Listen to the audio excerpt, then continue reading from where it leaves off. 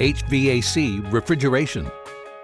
In the Heating, Ventilation, Air Conditioning, and Refrigeration program, you will study domestic, commercial, and industrial heating, cooling, filtering, and refrigeration systems.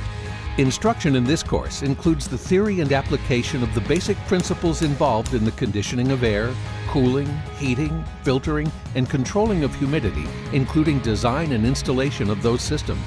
As a student in this program, you will develop skills in assembling and installing tubes, pipes, motors, compressors, valves, and thermostats. You will learn how to diagnose malfunctions and learn how to read blueprints and technical manuals so you can repair the problem. Energy management and the green technology fields are also addressed in the program, including solar, wind, geothermal, and how this technology is integrated with HVAC systems. Students are also trained in the energy audit process and how it relates to both residential and commercial building. Career paths that can be taken include heating and air conditioning technician, geothermal heat pump installer, refrigeration technician, energy auditor, and becoming a sheet metal worker. Further education may lead to additional employment opportunities.